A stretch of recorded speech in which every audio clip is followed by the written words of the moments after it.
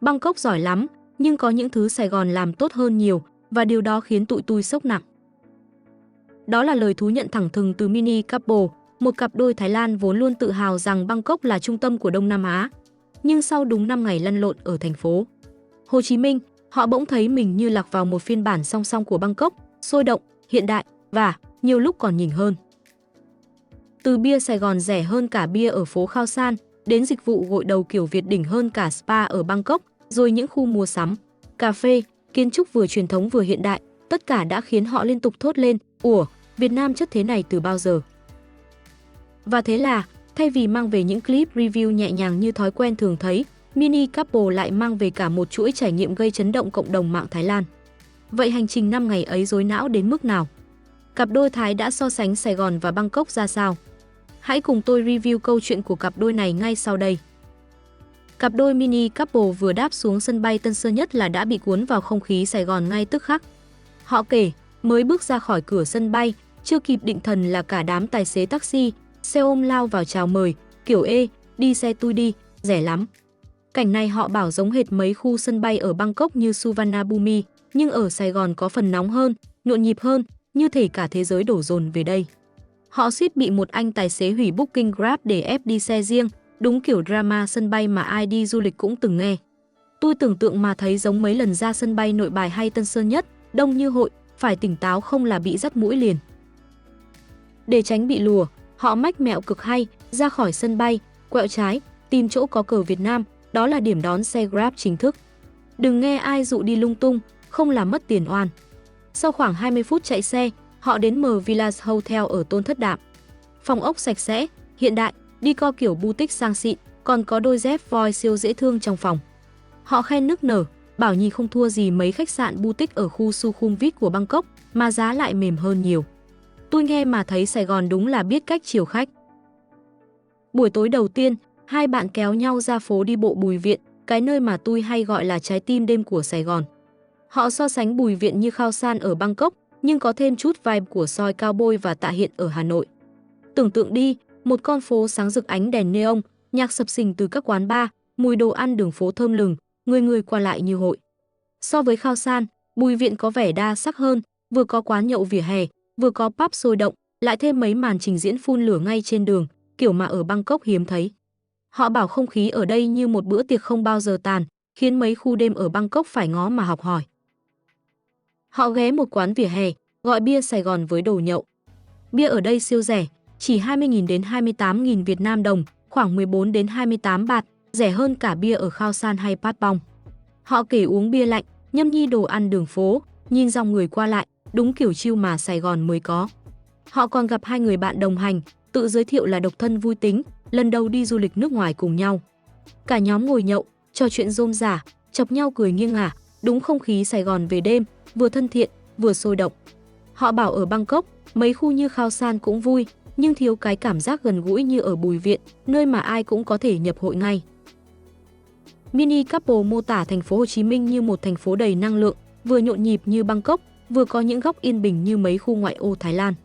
Những tòa nhà mang phong cách thuộc địa Pháp, cà phê dễ thương và chợ địa phương đầy mùi thơm đồ ăn làm họ thấy Sài Gòn như một bộ phim, ban đầu hơi rối nhưng càng xem càng bị cuốn. Họ bảo Sài Gòn có cái gì đó khiến Bangkok phải ghen tị, vì vừa hiện đại, vừa giữ được hồn phố phường. Ngày 2, nhà thờ màu hồng, cà phê dừa và cơn bão mua sắm. Sáng ngày thứ hai, cặp đôi dậy sớm, kéo nhau ra nhà thờ Tân Định, biểu tượng màu hồng phấn nổi đình đám trên Instagram. Họ bảo nhìn nhà thờ như bước vào một cuốn truyện cổ tích, màu hồng pastel ngọt lịm, chụp góc nào cũng auto xinh. So với mấy nhà thờ ở Bangkok, nhà thờ Tân Định có vẻ cute hơn, mang nét Sài Gòn xưa, vừa cổ kính vừa gần gũi. Tiếng xe cộ vèo vèo ngoài đường làm họ liên tưởng đến không khí Bangkok, nhưng background hồng phấn thì đúng chất Việt Nam, không lẫn vào đâu được. Họ đứng trước nhà thờ, nghe tiếng xe máy, nhìn kiến trúc cổ, cảm giác như đang ở một góc giao thoa giữa Đông và Tây. Tiếp theo, họ bắt đầu hành trình cà phê, đúng kiểu dân Sài Gòn chính gốc. Quán cà phê đầu tiên gần nhà thờ Tân Định, họ gọi cà phê dừa, món signature của quán, giá chỉ 65k. Vị cà phê thơm lừng, béo ngậy nước cốt dừa, ngọt nhẹ, uống là tỉnh cả người. Họ bảo món này ngon hơn mấy món cà phê trendy ở Bangkok, mà giá thì hạt rẻ hơn nhiều, kiểu như uống một ly ở Sài Gòn bằng nửa giá ly latte ở khu Siam. Họ ngồi nhâm nhi, nhìn dòng người qua lại, cảm giác như đang sống chậm giữa lòng thành phố nhộn nhịp. Quán thứ hai mang phong cách truyền thống Việt Nam với nội thất mộc mạc, bàn ghế gỗ, không gian gợi nhớ mấy tiệm cà phê cổ ở Thái Lan. Nhưng cà phê ở đây thì đậm đà, lạ miệng, khác hẳn mấy ly latte nhạt nhẽo ở một số quán Bangkok. Họ khen cà phê Việt Nam có cái hồn riêng, đậm chất hơn, uống một ngụm là nhớ mãi. Quán thứ ba, tên Bed Pastor, thì hiện đại hơn, pha chút phong cách đương đại, có điều hòa mát lạnh. Họ thử tiramisu và cheesecake, khen ngon quên lối về, bảo món này không thua gì mấy tiệm bánh xịn ở Bangkok, mà giá lại mềm hơn.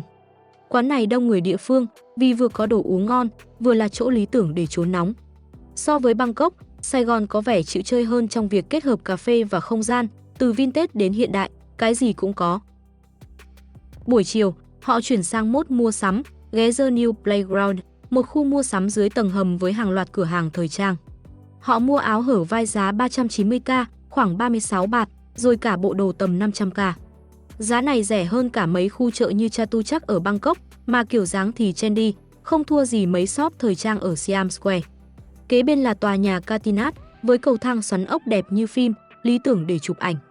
Họ bảo đi Katinat như lạc vào một góc vintage của Sài Gòn, mỗi tầng một cửa hàng thời trang, đi hoài không chán. So với mấy trung tâm thương mại to bự ở Bangkok, Katinat có cái chất riêng, vừa nhỏ gọn, vừa đầy góc sống ảo. Cuối ngày, họ ghé cà phê Apartment, một tòa nhà 9 tầng cũ kỹ được cải tạo thành tổ hợp cà phê và shop thời trang. Mỗi phòng một phong cách, từ tối giản, vintage đến màu sắc sặc sỡ. Họ không có thời gian khám phá hết, nhưng khuyên mọi người đến check-in với tòa nhà này vì góc chụp nào cũng chất như nước cất.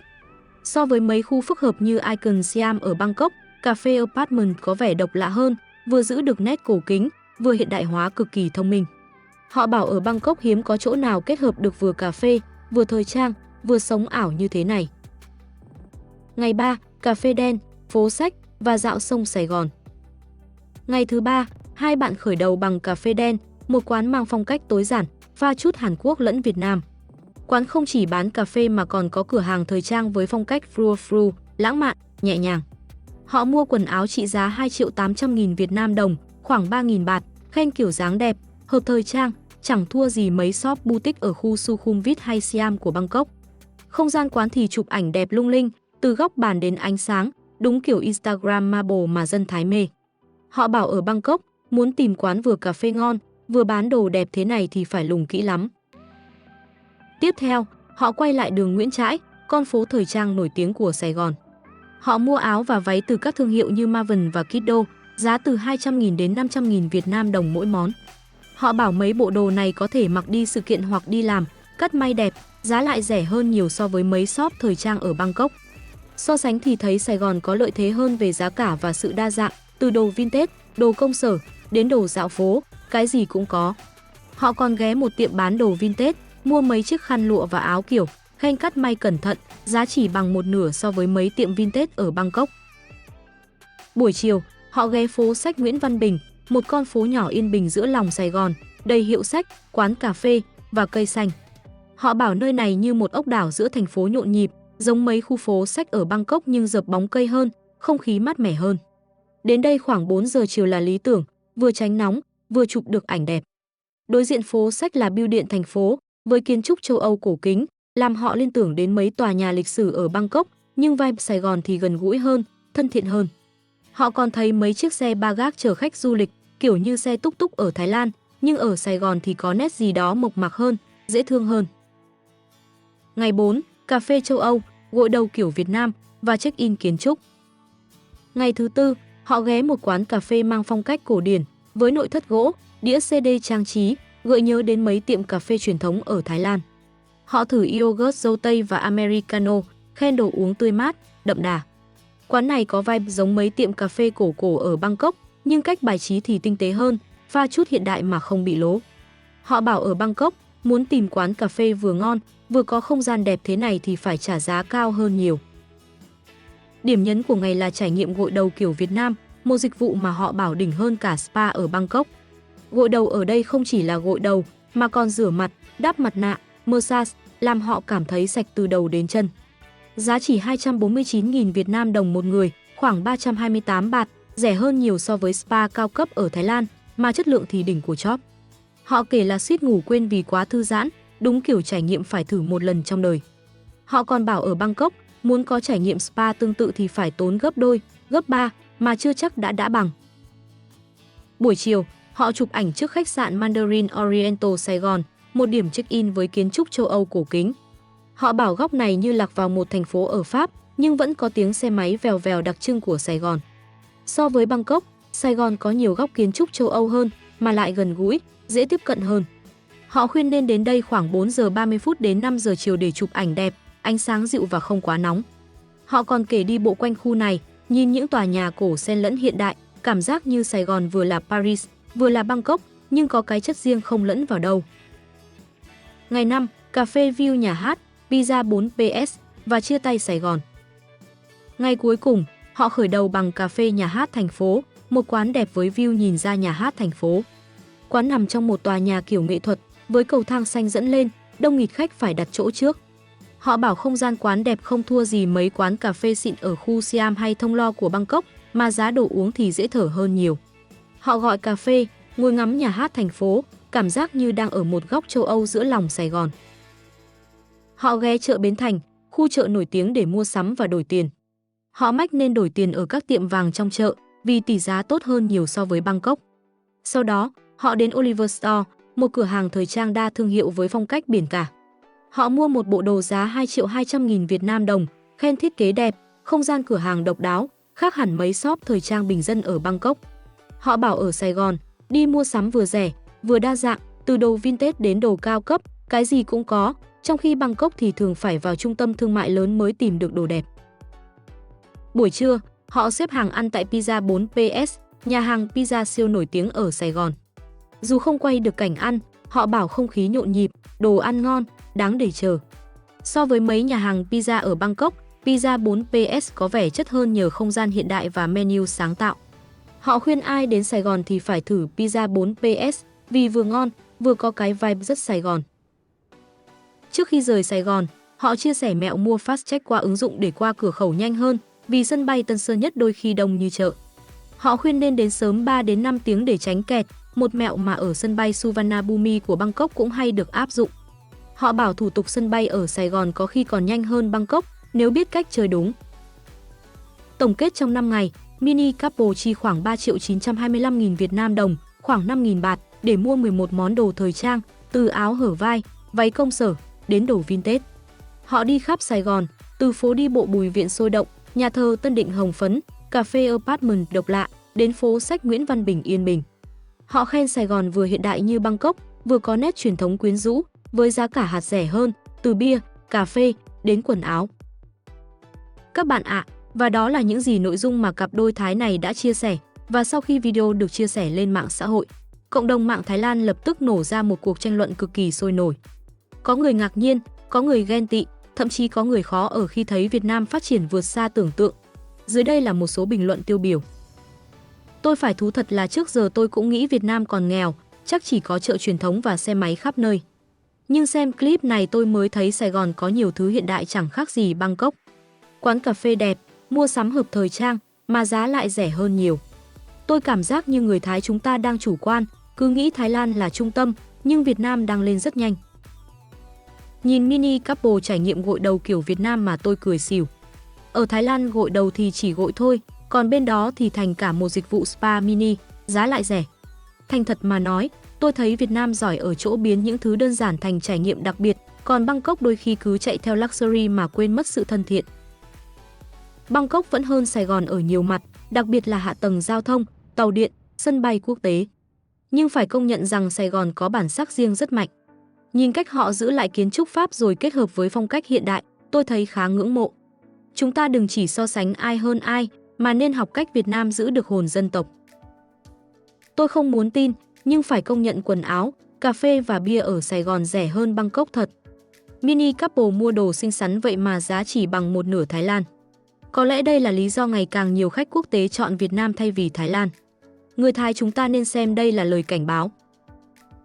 Thành thật mà nói, tôi hơi chạnh lòng khi nghe Mini Couple nói rằng Bùi Viện đa sắc hơn cả Khao San.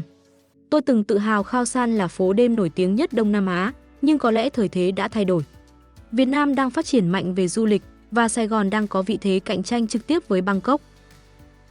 Các bạn thân mến, sau tất cả, hành trình 5 ngày của Mini Couple ở Sài Gòn không chỉ là một chuyến du lịch, mà còn là một cú tát tỉnh ngủ với không ít người Thái vốn quen coi Việt Nam là quốc gia nghèo nàn, kém phát triển. Từ sân bay Tân Sơn Nhất nhộn nhịp, những quán cà phê sáng tạo, đến phố Bùi Viện sôi động và dịch vụ gội đầu biến thành spa mini. Tất cả khiến họ phải thốt lên, ủa, Việt Nam đỉnh thế này mà sao giờ mới biết. Điều đáng nói là, mỗi trải nghiệm đều mang đậm bản sắc riêng, vừa hiện đại vừa giữ được cái hồn phố phường, thứ mà ngay cả Bangkok đôi khi cũng đánh mất khi chạy theo hào nhoáng. Chính vì thế, khi vlog được đăng tải, cộng đồng mạng Thái mới thật sự rối não, người khen nức nở, người ghen tị, người thì khó ở, nhưng không ai phủ nhận rằng Sài Gòn đã và đang khiến Bangkok phải dè chừng. Và đó cũng là thông điệp ngầm mà Mini Couple gửi đi, Việt Nam không còn là cái bóng mờ phía sau Thái Lan, mà đã vươn lên thành một đối thủ xứng tầm, thậm chí nhiều mặt còn khiến Bangkok phải học hỏi.